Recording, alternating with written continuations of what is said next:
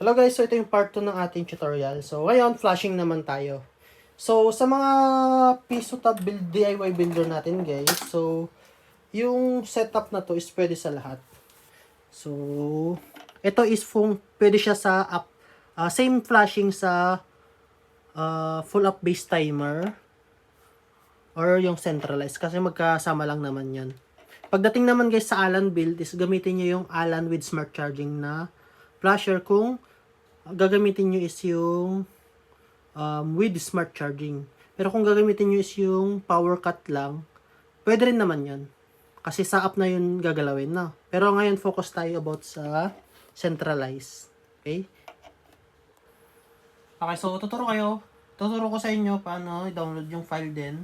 Send flashing guys. So part 2 to guys Nice ko lang saglit. So punta kayo sa Facebook account ko guys. So ako sa profile account ko, buksan nyo yan. Scroll down nyo ng kaunti guys. Meron nakapin dito yan. Nakapin yan. Dito lahat ng mga diagram na kailangan nyo. Depende sa build nyo kung Allen na setup na meron smart charging.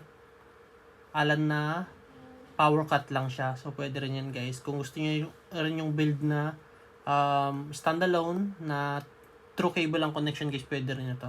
Full up base timer din to guys syempre yung GC natin, nilagay ko din yan. Ito yung ating bago na centralized setup.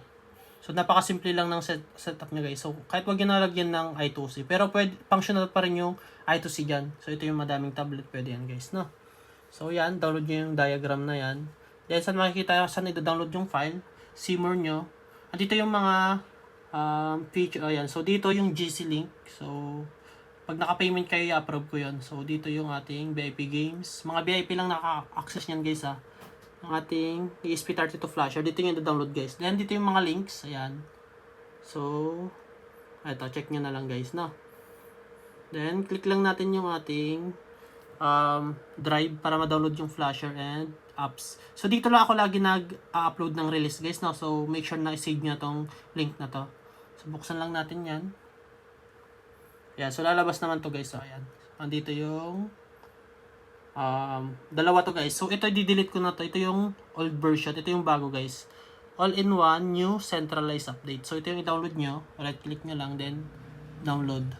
Okay? So, pag download nyo na yan, dito na tayo mapupunta. So, punta kayo sa download nyo. Then, gawin nyo extract nyo guys. So, ito. Right click nyo lang, then extract. Pero sa akin na-extract ko na ito yung mismong laman nyo guys. No? Ngayon dito, kung ang setup nyo guys is Allen with smart charging or power cut, ito ang gamitin nyo. Yan. Na, huwag kayo malilito kung anong gagamitin ko kasi itong video na to is for centralized. Pero i-explain ko na lang din na iba't iba yung flasher nito guys, no. Then ito naman is for centralized na need calibrate. Ito yung merong anti-pitik. Pero hindi nyo i-calibrate yung coin slot nyo. Pero optional yan guys Then ito yung centralized no need calibrate. Ito yung gagamitin natin. Kasi kung bago man yung coin slot nyo, ito yung naka-align dyan. Okay? Then, ito naman yung full up base timer. So, yung centralized natin, yung dalawang to is full up base timer din yan. Ito yung full up base standard, full up base timer natin or full up base na standalone. So, ito yung dalawa yan. Okay, so ngayon, dahil centralized ang ituturo ko is, open natin tong centralized no need calibrate. Yan.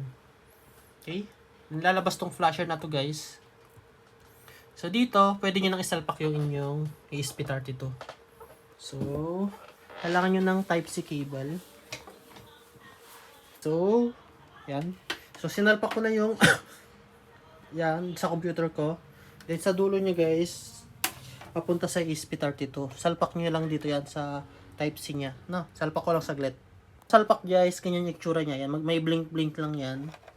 And next punta tayo sa ating flasher. Okay. So, dito pwede nyo itong scan. Automatic yan, may scan yung available na COM. So, COM3. Pero para mas i-verify nyo, i-press nyo sa laptop or computer, Windows plus X. Then, lalabas ito. I-select nyo yung device manager. And then, lalabas ito guys. Okay. So, ito, hanapin nyo itong COM. Pero kung ang lumalabas sa inyo dito is merong warning. Okay. Sa akin kasi na-install ko na yung drivers. Pag merong warning na lumalabas dito guys, need nyo i-install itong punta tayo sa folder. Ito muna ang install nyo. So ito yung pinakaunang gagawin nyo guys Install natin tong Python. So, double click nyo lang yan. Then, i-click nyo yung add python.exe. Then, install. Yan, install nyo ganyan. So, yan yung unang step na kailangan nyo i-install sa inyong computer.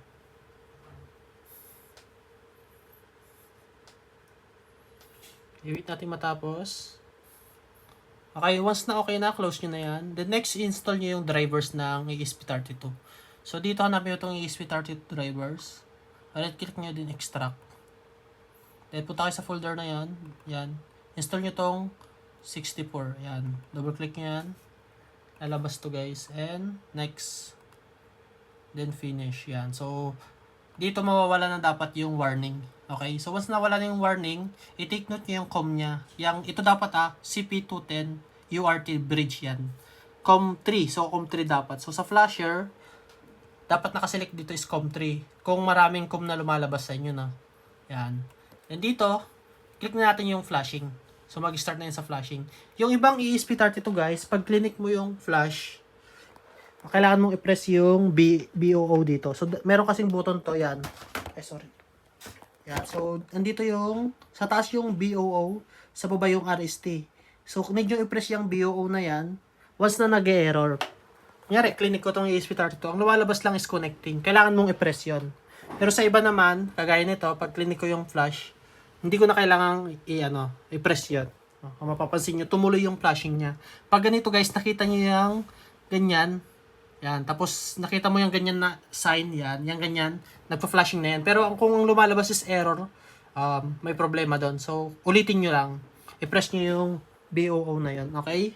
So, wait lang natin matapos ng flashing. Okay, so natapos na yung flashing. Make sure na guys, kung nag-re-attempt man mag-upload yung ating unang attempt, okay lang. Kung re-attempt to, okay lang. Basta ang pinakadulo, ganitong lalabas. Resetting ESP32 tapos success. Walang field na lalabas, no? Okay, so yan, okay na yan. So, next na double check natin. After ma-flash, magre-reboot yung ESP32. Double check nyo sa inyong wifi. Yan, pag lumabas itong JTEC na yan, ibig sabihin successful na yung flashing nyo. Okay?